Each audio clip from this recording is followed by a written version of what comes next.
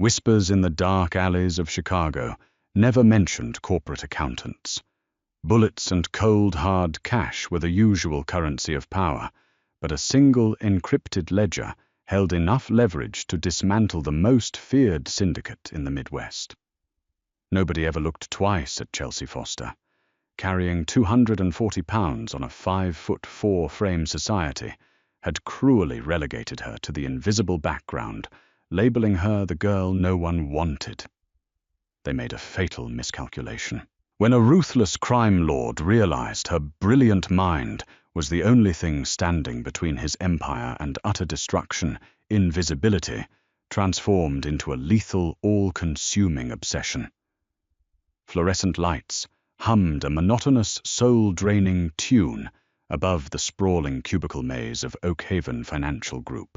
It was an elite wealth management firm perched on the 42nd floor of a gleaming glass skyscraper overlooking the Chicago River, dealing with clients who preferred their vast fortunes kept quietly out of the IRS's reach. Chelsea Foster sat anchored at her desk, her eyes burning from staring at the dual monitors for 11 hours straight.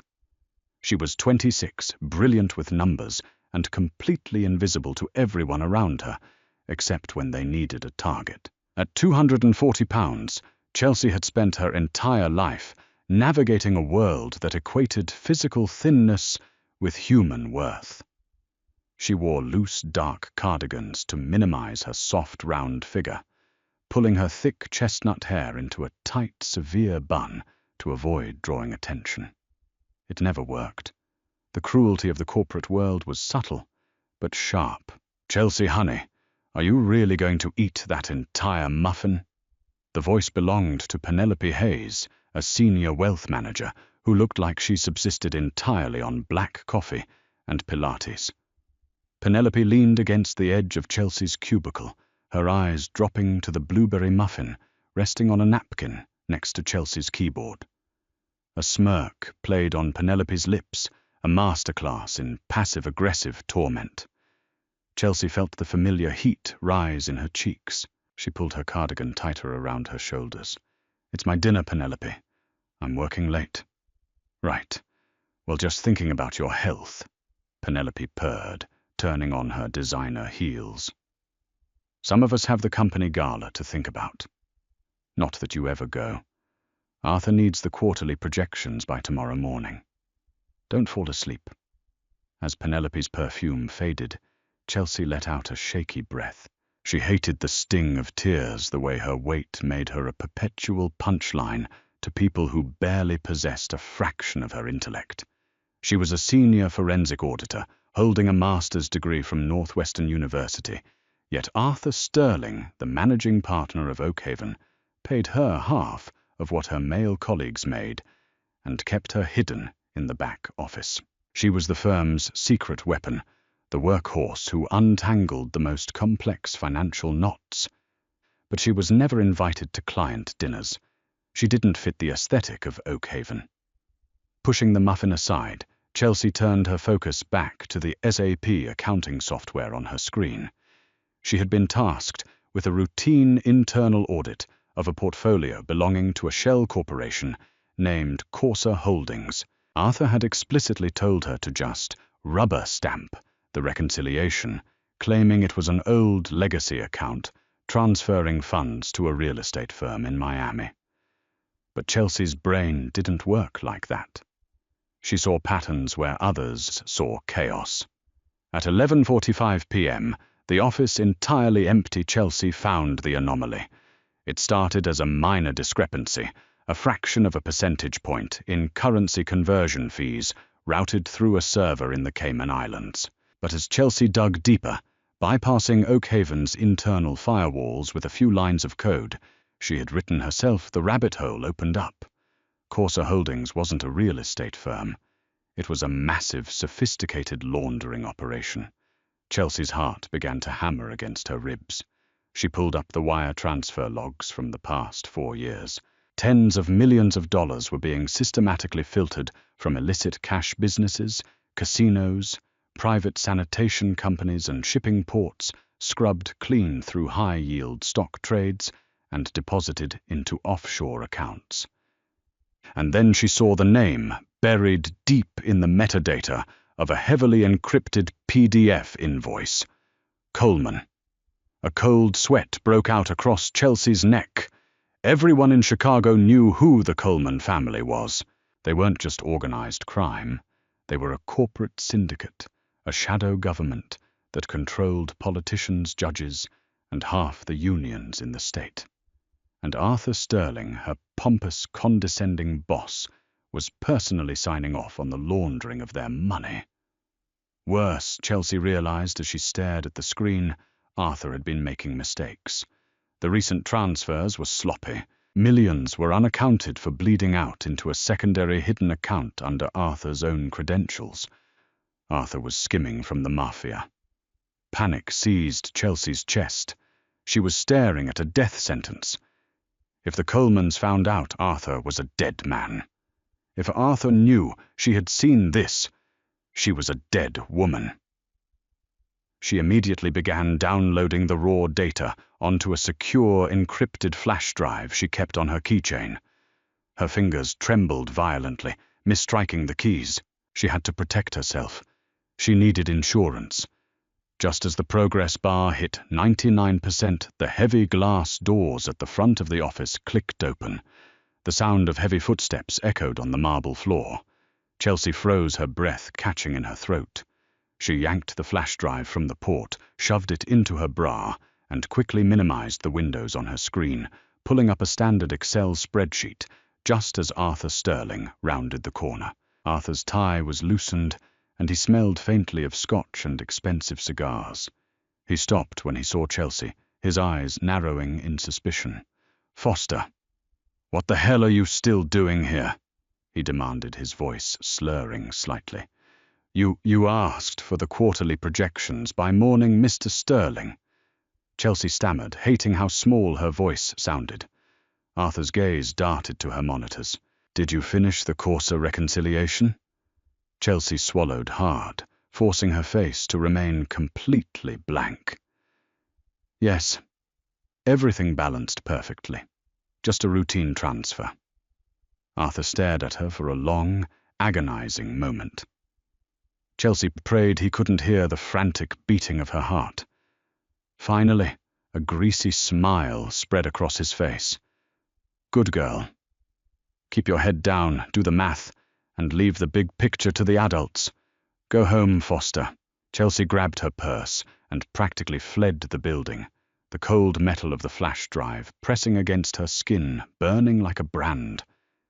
She didn't know it yet, but her invisible life was already over. Tuesday morning brought a suffocating, unnatural tension to the executive floor of Oakhaven Financial. The usual arrogant swagger of the brokers and wealth managers was entirely absent. Instead, there was a palpable, frantic terror. Chelsea sat at her desk, nursing a terrible headache. She hadn't slept a wink. She had spent the night staring at the ceiling of her cramped apartment in Logan Square, trying to decide whether to run, go to the FBI, or pretend she had seen nothing. At 10:00 a.m., the atmosphere shifted. 4 massive men in impeccably tailored dark Italian suits stepped off the private elevator.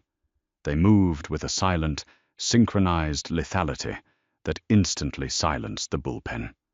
Following them was a man who seemed to suck all the oxygen out of the room, Darby Coleman.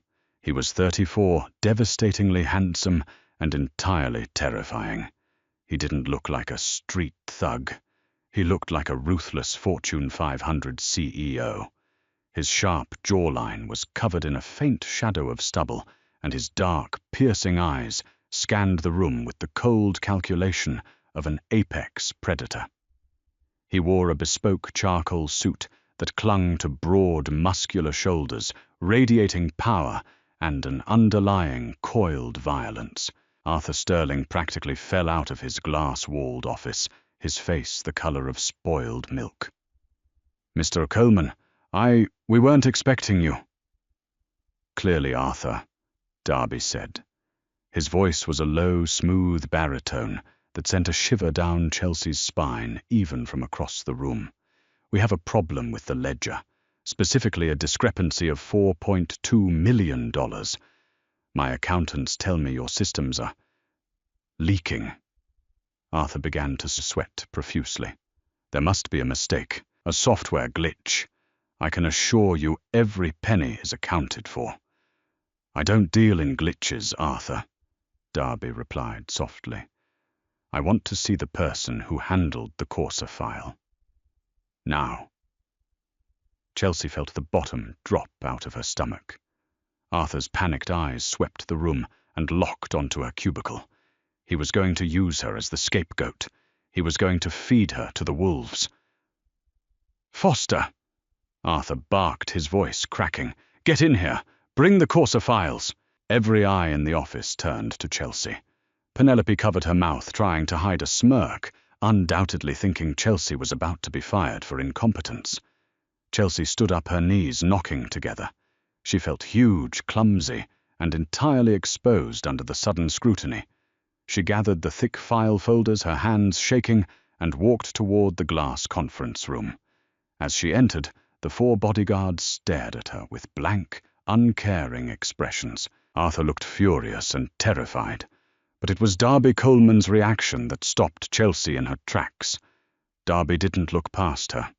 He didn't avert his eyes in disgust or look at her with the polite, strained tolerance she was used to from attractive men. Instead, his dark eyes locked onto hers, and a strange, intense spark ignited in his gaze. He took in her flushed, rounded cheeks, the frantic pulse beating at the base of her throat, the soft, generous curves hidden beneath her oversized sweater. He tracked her movements with an unblinking, predatory focus. "This is Chelsea Foster," Arthur sneered, throwing her under the bus immediately. "She's a junior auditor. She handled the reconciliation. If there is a mistake, Mr. Coleman, it was her incompetence. I'll have her terminated immediately." Chelsea felt a hot flash of anger cut through her terror. "I am a senior forensic auditor," she corrected, her voice trembling but surprisingly firm. "And there was no mistake in my reconciliation." Arthur glared at her. "Shut up, Chelsea." Darby raised a single-gloved hand. The room fell instantly, deathly silent. He slowly walked around the mahogany conference table until he was standing just inches from Chelsea. He was incredibly tall, forcing her to tilt her head back to look at him. He smelled of cedarwood, expensive bergamot, and danger. "You say there was no mistake, Miss Foster," Darby murmured, leaning in slightly. "No, sir." Chelsea breathed, her heart hammering wildly. "The ledger balances on the front end, but the routing numbers attached to the offshore clearinghouse have been manually altered. The money didn't vanish. It was diverted." Arthur gasped. "She's lying. She doesn't know what she's talking about. She's a nobody." Darby just looked at her. Before Arthur could finish the sentence, Darby moved with terrifying speed. He grabbed Arthur by the throat of his custom shirt and slammed him backward against the glass wall of the conference room. The glass shuddered violently. "Do not ever," Darby hissed, his voice dropping to a demonic whisper, "interrupt her again. And do not disrespect her in my presence." Chelsea gasped, stepping back. Darby released Arthur, who collapsed, coughing onto the floor. Darby casually adjusted his cuffs, turning his full, overwhelming attention back to Chelsea. The coldness in his eyes melted into something far more dangerous, profound, consuming fascination. "You found the diversion," Darby stated. It wasn't a question. "Yes," Chelsea whispered. "And you know who diverted it?" Chelsea looked at the pathetic, gasping form of Arthur Sterling on the floor. She looked back at Darby. If she told the truth, she was entering a world of blood and crime. But if she lied, Darby would know, and Arthur would kill her anyway to cover his tracks. "I have the proof," Chelsea said, her voice steadying. "On a secure drive, Arthur created a dummy LLC named Apex Consulting. He's been skimming your transfers for 8 months. Darby stared at her. For a woman society had deemed unworthy of notice, Chelsea Foster possessed a spine of absolute steel. Most hardened criminals wept and begged when faced with the Coleman family. This soft, beautiful woman, in a frumpy sweater, had just looked the devil in the eye and handed him his betrayer on a silver platter. Darby's lips curved into a slow, terrifying smile. It wasn't a smile of amusement. It was a smile of possession. "Vinny!" Darby called out without breaking eye contact with Chelsea. One of the massive bodyguards stepped forward. "Yeah, boss." "Take Mr. Sterling for a ride. Have a long chat with him about Apex Consulting." Darby's gaze dropped to Chelsea's lips, then back to her wide, terrified eyes. "And pack up Miss Foster's desk. She doesn't work for Oakhaven anymore. She works directly for me." "What?" Chelsea choked out. "No, I can't. I don't work for the Mafia." Darby stepped closer, lifting a hand to gently, almost reverently, brush a stray lock of chestnut hair behind her ear. His touch sent a jolt of electricity straight to her core. "You do now, Chelsea," he whispered, tasting her name on his tongue. "And you are going to be very, very safe." Chelsea didn't wait for Vinny to pack her desk. The moment Darby Coleman stepped out of the conference room to take a phone call, chaos erupted as Arthur realized his impending doom. In the brief window of confusion, Chelsea bolted. She grabbed her purse, shoved her way into the stairwell, and ran down 42 flights of stairs, her lungs burning, her legs trembling under her weight. She burst onto the Chicago streets, hailing a cab with frantic desperation. She gave the driver an address 3 blocks from her apartment, paranoid that she was being followed. She knew what she had done. She had exposed a man who stole from the mob, and in doing so, she had caught the eye of the most dangerous man in the city. Darby Coleman didn't just look at her like an employee. He looked at her like a starving man who had just found a feast. The intensity in his eyes terrified her far more than Arthur's threats. Chelsea ran the 3 blocks in the biting wind, unlocking the heavy iron gate to her rundown apartment complex. She sprinted up to the 3rd floor, locked her deadbolt, fastened the chain, and collapsed against the door, sobbing uncontrollably. She had to run. She needed to pack a bag, take the flash drive, and get to a bus station. Maybe Canada. Maybe Europe. She pushed herself off the floor and rushed to her bedroom, dragging a duffel bag from the closet. She started throwing clothes into it, haphazardly. Sweaters, jeans, whatever her hands touched. Crack. The sound of her front door splintering echoed like a gunshot through the tiny apartment. Chelsea froze, the blood draining from her face. Heavy, hurried footsteps moved into her living room.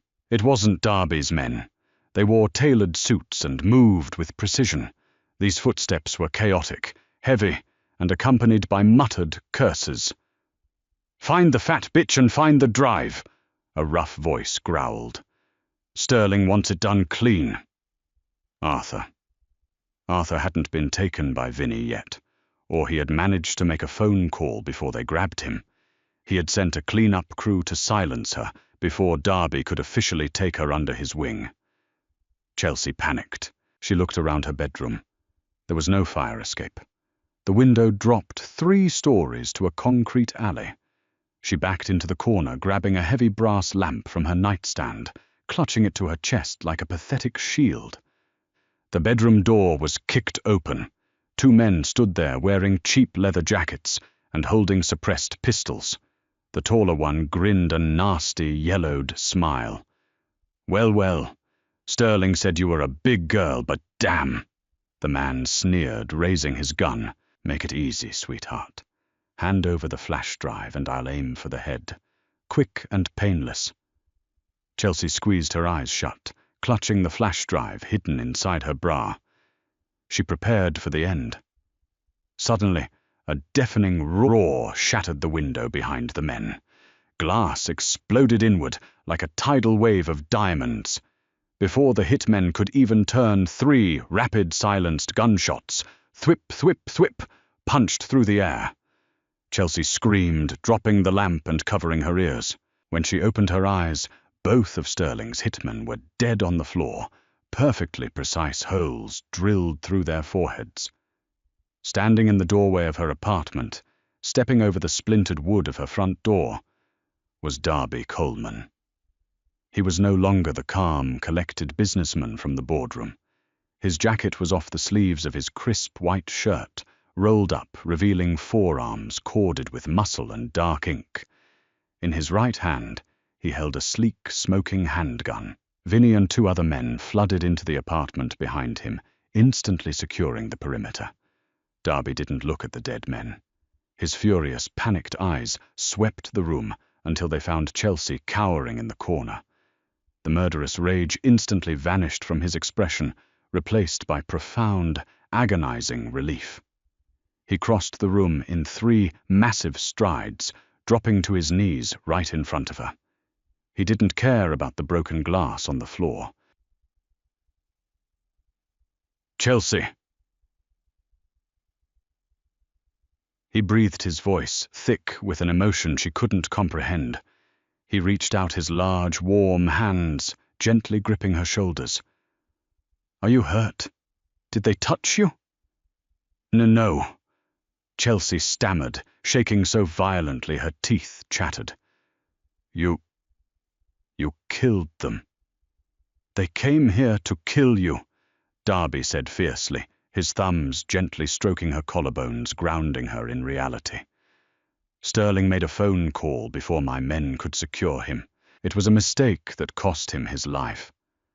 And it almost cost me everything." Chelsea looked at him, bewildered. "Almost cost you? You don't even know me." Darby's eyes darkened, locking onto hers with that terrifying magnetic pull. "I know enough. I know you're brilliant. I know you're brave enough to look a predator in the eyes. And I know that in a room full of greedy, pathetic sycophants, you were the most breathtakingly real thing I had ever seen." Chelsea's breath hitched, breathtaking her. She was 240 pounds. She was the punchline, the invisible girl. "You're in shock," Darby said softly, misreading her stunned silence. He stood up in one fluid motion and effortlessly scooped her into his arms. Chelsea gasped instinctively, wrapping her arms around his thick neck as her feet left the ground. "What are you doing? Put me down. I'm too heavy for you to carry." Darby didn't even break a sweat. He held her tightly against his broad chest, his grip firm and possessive. "You are perfectly fine, Chelsea. You weigh nothing to me. And I am never putting you down." He turned and walked out of the bedroom, stepping over the bodies of the hitmen without a second glance. "Vinny, burn this place down. Make it look like a gas leak. Erase every trace of Chelsea Foster from the public record." "Yes, boss," Vinny grunted, pulling a flare from his jacket. "Wait," Chelsea cried out, thrashing slightly in Darby's grip. "You can't do that. My life is here." "Your life was here." Darby corrected her smoothly, his voice a dark velvet promise as he carried her down the stairs. "Your life here almost got you killed, because society is too blind to see your worth. From this moment on, you belong to me, and nobody touches what is mine." 10 minutes later, Chelsea was sitting in the back of a heavily armored SUV wrapped in Darby's suit jacket, speeding toward a private helipad. As the Chicago skyline blurred past the tinted windows, Darby sat beside her, his hand resting casually but firmly on her thigh. She was a captive. She had just been abducted by the head of the Coleman crime family. Yet as she looked at his profile, illuminated by the passing streetlights, Chelsea realized the most terrifying truth of all. For the first time in her life, she felt entirely seen, entirely valued, and dangerously, intoxicatingly safe. The invisible accountant was dead. The Mafia boss's obsession had just been born. Turbulence rattled the cabin of the Augusta Westland AW-109 helicopter as it swept across the pitch-black expanse of Lake Geneva, Wisconsin. Chelsea gripped the leather armrest, her knuckles turning white. Below them, a sprawling, fortress-like estate emerged from the dense pine forests, illuminated by high-grade perimeter floodlights and armed patrols. It looked less like a vacation home and more like a militarized compound for a sovereign nation. Darby sat across from her, a crystal tumbler of Macallan 25 in his hand, watching her with that same unsettling, unwavering intensity. He hadn't looked away for the entire 45-minute flight from Chicago. "Relax your grip, Chelsea," Darby murmured, his voice cutting through the noise of the rotors via her Bose headset. "You're cutting off the circulation in your hands." "You kidnapped me," Chelsea shot back, her voice shaking but defiant. "Forgive me if I'm not entirely relaxed." "I relocated you," he corrected smoothly. "Kidnapping implies I plan to ask for a ransom. But there isn't enough money in the Federal Reserve to make me give you back." The helicopter touched down gently on a reinforced concrete pad. Darby was out of his seat, instantly offering his hand. When Chelsea hesitated, he didn't force her, simply waiting with the patience of a predator who knew its prey had nowhere else to go. Reluctantly, she placed her hand in his. His grip was warm, calloused, and engulfing. Inside the estate, the sheer magnitude of Coleman's wealth hit Chelsea like a physical blow. The foyer was a masterpiece of imported Italian marble-vaulted ceilings and priceless Renaissance art. A team of staff stood at attention, their eyes strictly averted to the floor. "Matteo!" Darby barked to a rugged, silver-haired man wearing a tailored three-piece suit. "Is the East Wing secured?" "Completely, boss," Matteo replied, his gaze flickering briefly to Chelsea before respectfully dropping. "Biometric locks are active. The wardrobe has been stocked according to your exact specifications. Katerina has prepared a meal." "Good. Increase the perimeter guard by double. If a single squirrel crosses the property line, I want to know about it." Darby turned to Chelsea, his expression softening imperceptibly. "You must be exhausted and hungry. We will eat, and then you will sleep." Chelsea was ushered into a grand dining room overlooking the dark waters of the lake. The mahogany table could seat 30, but only 2 places were set intimately close together. A feast of handmade pappardelle, braised short ribs, and fresh focaccia was laid out. Chelsea, whose usual dinner consisted of sad microwave meals or office pastries, felt her stomach rumble betrayingly. Yet her deep-seated insecurities flared. Eating in front of men had always been a source of intense humiliation. She was painfully aware of her 240 pounds, the way her thighs spread out on the plush velvet chair, the softness of her arms. She kept her hands folded in her lap, staring down at the exquisite food. Darby noticed immediately. He set his silver fork down, the sharp clink echoing in the cavernous room. "Why aren't you eating?" I'm not very hungry," Chelsea lied, her cheeks burning crimson. Darby leaned closer, his dark eyes tracing the flush on her face. "Do not lie to me, Chelsea. Not ever. I heard your stomach. Eat." "You don't understand," she whispered, looking away, her eyes stinging with unshed tears. People usually have something to say when I eat." A terrifying, icy silence fell over the room.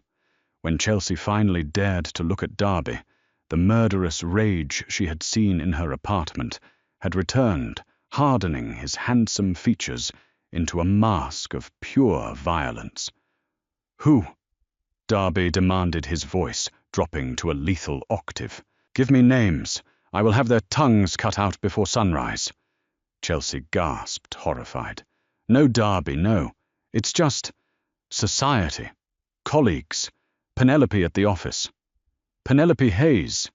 Darby asked, his memory frighteningly sharp. "Consider her handled." "Darby, stop!" Chelsea pleaded, reaching out to touch his arm. The moment her fingers grazed his forearm, he froze, his anger instantly evaporating, replaced by an intense, magnetic focus on where her skin met his. "You can't just hurt people because they made a snide comment. I'm used to it. I know what I look like." Darby slowly covered her trembling hand with his thumb tracing her knuckles. "You have no idea what you look like. You look at yourself through the eyes of weak, blind fools who worship bone and starvation. I look at you and see abundance, softness, a woman who is entirely real. You are magnificent, Chelsea. Every curve, every inch." He picked up a piece of warm focaccia, dipped it in olive oil, and brought it to her lips. "Eat," he commanded softly, his eyes burning with possession. "Nourish yourself. Nobody will ever make you feel small in this house." Trembling under the weight of his absolute devotion, Chelsea parted her lips and took a bite. It was the most delicious thing she had ever tasted. For the first time in her 26 years, she wasn't just tolerated. She was worshipped. Morning light filtered through the heavy silk drapes of Chelsea's sprawling suite. She woke up tangled in expensive Egyptian cotton sheets, momentarily disoriented, before the chaotic memories of the previous night came rushing back. The assassination attempt, the helicopter ride, Darby's intense, terrifying dechelseations. She threw off the covers and walked into the massive walk-in closet Matteo had mentioned. It was filled with designer clothing, Brunello Cucinelli, cashmere sweaters, silk blouses, tailored trousers, all perfectly tailored to her exact plus-size measurements. These weren't baggy, shapeless clothes meant to hide her body, but elegant garments designed to accentuate and celebrate her generous curves. Darby hadn't just stocked a closet, he had studied her frame meticulously. Dressing in a soft burgundy cashmere sweater and black trousers, Chelsea ventured out of her suite. 2 heavily armed guards stationed at her door immediately snapped to attention, falling into step exactly 10 paces behind her as she navigated the labyrinthine corridors. She found Darby in a state-of-the-art command center situated deep beneath the main house. Walls of monitors displayed global financial markets, shipping routes out of the port of Chicago, and live security feeds. He was barking orders in rapid-fire Italian into a secure satellite phone, but the moment Chelsea entered, he abruptly ended the call. "Did you sleep well?" Darby asked, his eyes sweeping over her outfit with visible primal approval. "As well as a hostage can," Chelsea replied, colmang her arms defensively. "What happens now, Darby? I can't just live in a golden cage forever. I have a life. I have an aunt in Florida who will worry. Your aunt received a secure wire transfer of $2 million this morning, along with a notarized letter from you stating you accepted a high-clearance government auditing job overseas." Darby stated calmly, pouring her a cup of freshly brewed espresso from an industrial machine. "As for your life, it is here now, but you won't be idle." He gestured to a high-end workstation, outfitted with 4 massive curved monitors and a mechanical keyboard. "I didn't just bring you here to protect you, Chelsea. I brought you here because you possess a mind I desperately need." Chelsea stepped closer to the monitors, her professional curiosity warring with her moral outrage. "What is this?" "The complete financial network of the Moretti family." Darby explained, his expression hardening into cold stone. "They are a rival syndicate encroaching on my East Coast ports. They use a proprietary blockchain system and AES 256 encryption to launder their money and pay their hitmen. My cyber division has been trying to crack it for 6 months. They failed. And you think I can? Chelsea asked, staring at the cascades of raw, encrypted data. You bypassed Oakhaven's internal firewalls, which cost me $10 million to install, using a few lines of code, while eating a blueberry muffin. Darby said, a rare, genuine smirk gracing his lips. I know you can. Chelsea sat down in the ergonomic leather chair. The challenge was intoxicating. For years she had been given mundane tasks, her brilliance stifled by Arthur's fragile ego, and a corporate world that judged her on her BMI rather than her IQ. Now she was being handed the ultimate, most dangerous puzzle. If I do this, Chelsea said, not looking away from the screens, if I map their entire financial structure and expose their vulnerabilities, what do I get? Darby leaned over the chair, his solid chest brushing lightly against her shoulder. The heat radiating from his body was entirely distracting. Anything you desire, Chelsea. Name your price. I want my freedom, she said, finally looking up into his dark, dangerous eyes. Darby's jaw tightened, a muscle feathering in his cheek. The possessive fire in his gaze flared hot and unyielding. I will give you the world, Chelsea. I will give you wealth, power, and protection, but you will never leave me. Ask for something else. Realizing she had pushed against an impenetrable steel wall, Chelsea turned back to the monitors. Over the next 2 weeks, the underground command center became her domain. She worked relentlessly, unraveling the Moretti family's complex web of shell companies, cryptocurrency tumblers, and offshore dummy corporations. Darby was a constant looming presence. He brought her meals himself, refusing to let her skip eating. He would massage her tense shoulders during long hours, his firm touch becoming a terrifyingly comforting addiction that she craved. However, on the 15th day, Chelsea found something that made the blood in her veins freeze. She had finally managed to decrypt the core Moretti ledger, tracing a massive structured payout of $50 million. But the money wasn't going to a Colombian cartel or a corrupt Illinois politician. It was bouncing back into Chicago. Specifically, it was being routed into a holding company heavily invested in by Darby's own organization. Chelsea's fingers flew across the keyboard, cross-referencing the routing numbers with the internal files Darby had given her. The puzzle pieces clicked together with horrifying clarity. Darby wasn't just fighting the Morettis. He was being betrayed by someone deep inside his own inner circle. Someone who was feeding the Morettis his shipping schedules and taking $50 million in blood money as compensation. Chelsea pulled up the final layer of metadata, praying to God she was wrong. The name of the holding company's primary beneficiary decoded on the screen in glaring green text. Lorenzo Coleman, Darby's younger brother. Chelsea shoved her chair back, her heart hammering wildly against her ribs.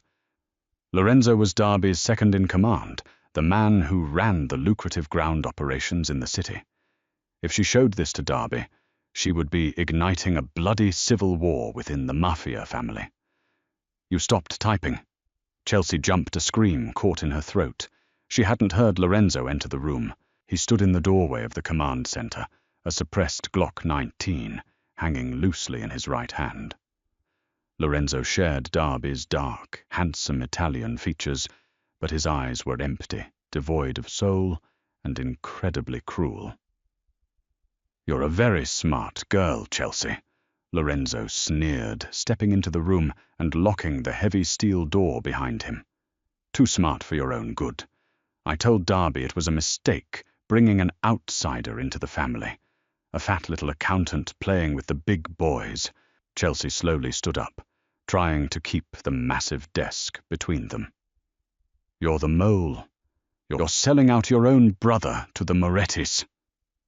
Business is business, Lorenzo said smoothly, raising the gun. Darby has gotten soft. He's obsessed with you instead of running the empire. Once I put a bullet in your head, I'll tell him you were a spy for the FBI. He'll be heartbroken, but he'll recover. And I'll take my rightful place as the head of the family." Lorenzo aimed the gun precisely at her chest. "Say goodbye, Piggy." Chelsea squeezed her eyes shut, waiting for the fatal impact. Suddenly, the reinforced steel door of the command center groaned violently. A split second later, it buckled inward as a massive C4 explosive charge blew the biometric lock clean off its hinges.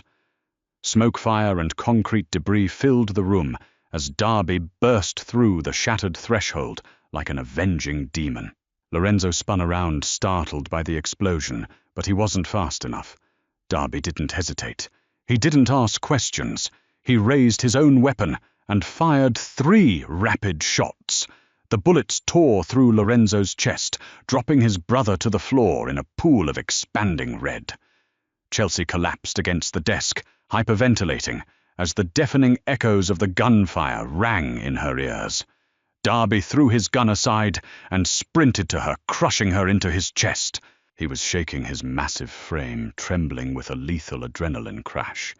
He buried his face in her thick chestnut hair, breathing her in like oxygen. "Are you hurt?" Darby demanded, pulling back just enough to inspect every inch of her face, his hands frantically checking her body for wounds. "Chelsea, look at me. Did he hurt you?" "No." Chelsea sobbed, burying her face against his chest, her resistance finally breaking as she gripped his shirt. "He didn't fire. You got him." Darby pulled her tighter, kissing the top of her head with desperate, reverent fervor. He looked down at his own brother's lifeless body, his expression entirely devoid of grief, replaced only by a chilling, absolute ruthlessness. "Nobody threatens what is mine," Darby whispered fiercely into her ear, the vow echoing in the ruined room. "Not my enemies, not my blood. Nobody." Gunpowder hung heavy in the subterranean air, a bitter perfume masking the monumental shift in power that had just occurred. Lorenzo Coleman lay motionless on the cold concrete, a stark reminder of the absolute, terrifying loyalty Darby commanded. Vinny and Matteo arrived within 90 seconds of the blast, their faces impassive as they surveyed the ruined biometric door and the dead underboss. "Clean it up," Darby ordered, his voice devoid of any familial grief. He didn't look at his men. His entire focus remained anchored on Chelsea, whose face was buried in his ruined, soot-stained shirt. "And initiate a total lockdown. If Lorenzo was moving money to Salvatore Moretti, he likely compromised our perimeter." Chelsea trembled, but as Darby's solid heartbeat thumped steadily against her cheek, a profound realization washed over her. She had spent her entire life trying to shrink, attempting to apologize for taking up space in a world that demanded she be small, invisible, and silent. Yet here stood the most dangerous man in Chicago, a kingmaker who had just executed his own flesh and blood without a second thought, simply because Lorenzo had threatened her. Pulling back slightly, Chelsea looked up into Darby's dark, fierce eyes. The terrified, frumpy accountant from Oakhaven Financial was dead. The woman who stared back at the Mafia boss was something entirely new. "I need to get back to the console," Chelsea said, her voice surprisingly steady, though her hand still shook slightly. Darby frowned, his grip tightening protectively around her thick waist. "Absolutely not. You are in shock. I am taking you upstairs to rest." "Darby, listen to me," Chelsea insisted, pushing gently against his chest. "Lorenzo was arrogant, but he wasn't stupid. If he planned to kill me and take over, he wouldn't just leave the financial pipeline open. He was a systems guy. He would have built a failsafe." Matteo, standing near the ruined doorway, paused. "She might be right, boss. Lorenzo managed the encrypted communications with the New York syndicates." Darby's jaw set, but he released her, stepping back just enough to let her access the undamaged half of the workstation. "You have 10 minutes, Chelsea. Then I am carrying you upstairs myself." Chelsea sank back into the leather chair. She ignored the body being dragged out of the room and focused entirely on the cascading code. She bypassed Lorenzo's personal login, using a brute force decryption script she had written in college, delving into the deepest hidden partitions of the Coleman server. 5 minutes passed in tense, suffocating silence. The only sound was the rapid clatter of Chelsea's mechanical keyboard. Then the screens flashed an ominous, pulsing amber. "Found it." Chelsea breathed, her stomach plummeting. Oh God. He did build a failsafe. It's a dead man's switch tied to his biometric heartbeat monitor. When his heart stopped, a master executable file triggered. "What did it do?" Darby demanded, leaning over her shoulder, his massive presence a shield against the glaring monitors. "It dropped the firewall on your primary Swiss accounts," Chelsea explained rapidly, her fingers flying across the keys as she tried to patch the breach. "But that's just a distraction. The real payload is a localized GPS broadcast." He sent the exact coordinates of this Lake Geneva estate, along with the security gate override codes, directly to Salvatore Moretti's secure server. And he pinged the regional director of the FBI in Chicago, an agent named Harrison Croft. Darby cursed violently in Italian. "Croft has been on Moretti's payroll for a decade. Lorenzo just handed them my fortress on a silver platter." "How long ago did the broadcast go out?" Matteo asked, drawing his weapon. 12 minutes ago," Chelsea said, her eyes wide as she looked at Darby. "They're coming. If Moretti wants to end the Coleman family, he's going to send everything he has right now, while he thinks you're blinded." The compound's klaxon alarms suddenly began to shriek, a deafening mechanical howl that vibrated through the floorboards. "Perimeter breach!" Vinny yelled into his radio. "We have multiple heavily armed bogies in tactical gear advancing through the south tree line.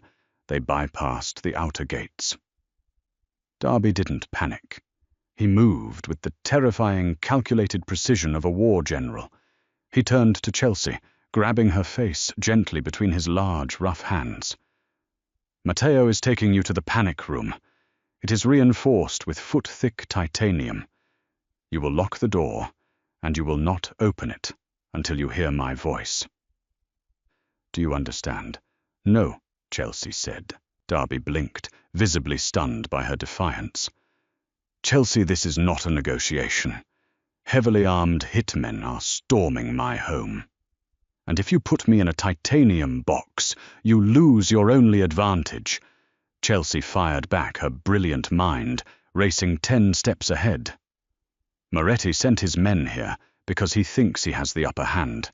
He thinks your accounts are frozen and your security is down. But I still have the back door into Moretti's blockchain that I cracked yesterday. He doesn't know I have it." "What are you proposing?" Darby asked, his dark eyes narrowing with a mixture of disbelief and profound admiration. "You hold them off on the ground," Chelsea stated, her fingers gripping the edge of the desk. "Give me 20 minutes. I will go into the FinCEN database, spoof Harrison Croft's credentials, and flag every single one of Moretti's offshore accounts for international terrorism funding. The moment I execute the script, the SWIFT network will automatically freeze his assets globally. I will bankrupt the Moretti family in real time." Darby stared at the magnificent, heavily curved woman sitting before him. She was not a damsel in distress. She was a weapon of mass destruction. "Matteo, secure this room. Vinny, get the heavy artillery," Darby barked, pulling a sleek, customized assault rifle from a hidden weapons locker beneath the floorboards. He leaned down and pressed a hard, bruising, desperately passionate kiss to Chelsea's lips. It was a brand of ownership and a promise of survival. "Ruin them, my queen." Gunfire erupted across the manicured lawns of the estate, a deafening symphony of violence that echoed over the dark waters of Lake Geneva. From the command center monitors, Chelsea watched the thermal imaging cameras.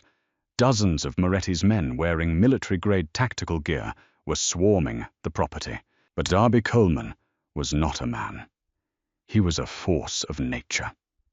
Chelsea watched her heart in her throat as Darby and his elite guards systematically dismantled the invading force. They moved like shadows utilizing the estate's hidden defensive choke points. But there were simply too many of them. The thermal cameras showed a second wave of vehicles breaching the main driveway. "Focus, Chelsea," she whispered to herself, tearing her eyes away from the violent ballet on the security feeds. She turned her full attention to the 4 monitors.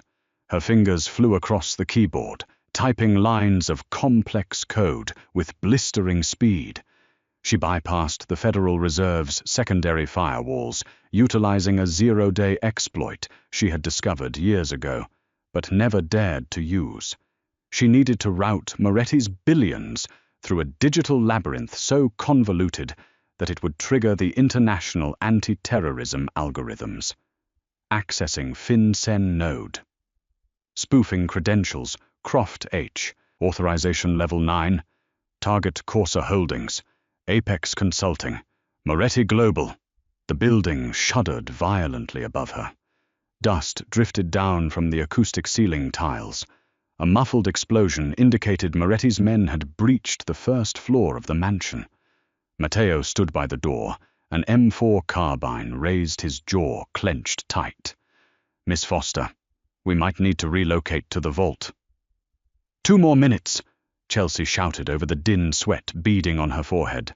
She was in the zone, her brilliant mind visualizing the global flow of illicit capital like illuminated rivers on a map.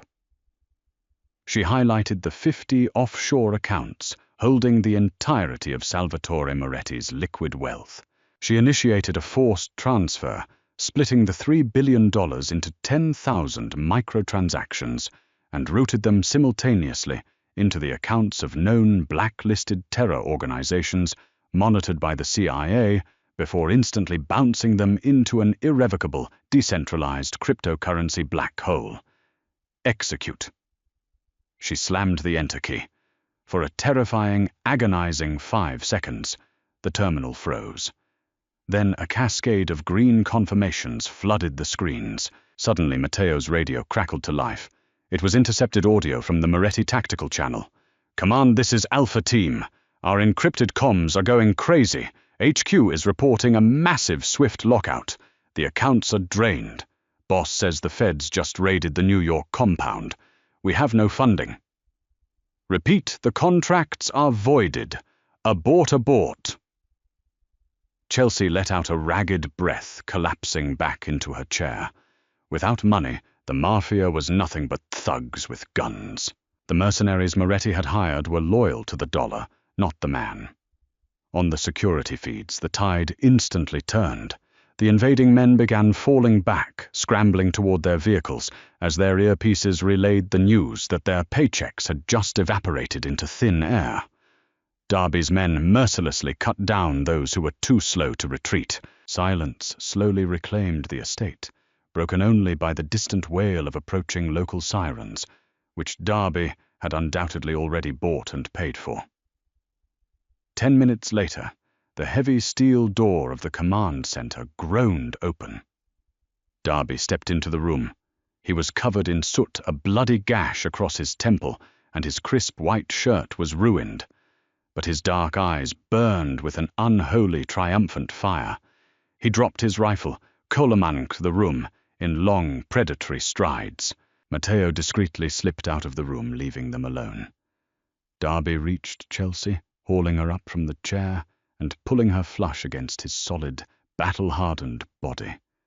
He didn't care about the dirt or the blood. He buried his face in her neck, inhaling her scent deeply. "It's done," Chelsea whispered, wrapping her arms securely around his broad shoulders, feeling the raw power of him beneath her fingertips. Salvatore Moretti is penniless. The feds are raiding his properties right now because of the terror flags. The empire is gone. Darby pulled back, framing her soft, beautiful, perfectly rounded face in his rough hands. He looked at her with a level of reverence and absolute adoration that stole the breath from her lungs. You didn't just save my life, Chelsea. You handed me the entire eastern seaboard. Darby murmured, his thumb tracing her lower lip. You are the most brilliant, dangerous, magnificent creature I have ever encountered. Chelsea looked into his eyes, finally shedding the last remnants of the invisible fat girl she used to be. I don't want to be hidden anymore, Darby. I don't want to be a secret. You will never be hidden. Darby vowed, his voice a low, thunderous rumble in the quiet room. Tomorrow I am taking you to the finest tailor's on the Magnificent Mile. We are buying out the Drake Hotel for a celebration. I am going to put a ring on your finger, so heavy it drags your hand down, and I am going to parade you in front of every boss, politician, and rat in this city. He leaned in his lips, brushing against hers. They will look at you, and they will know that you are the Queen of Chicago. And if anyone dares to look at you with anything less than absolute worship, I will blind them. Chelsea smiled, a slow, confident, devastating smirk that matched his own. She pulled him down by his ruined collar, crashing her lips against his. It wasn't a kiss of submission. It was a collision of equals. The girl nobody wanted had just rewritten the rules of the game, claiming her throne beside the most dangerous obsession she could have ever asked for. What did you think of Chelsea's epic transformation from an undervalued, invisible accountant into the undisputed queen of the Chicago underworld? Her journey proves that true power doesn't come from fitting into society's narrow expectations, but from embracing your own brilliant, unapologetic mind. If you loved the intense romance, high-stakes drama, and jaw-dropping twists as Chelsea and Darby took down the Moretti empire together, make sure you don't miss out on our upcoming stories. Hit that like button, share this incredible story with your friends who love a fierce, plus-size heroine, and subscribe to our channel for more thrilling Mafia romance dramas. Let us know in the comments which scene was your absolute favorite.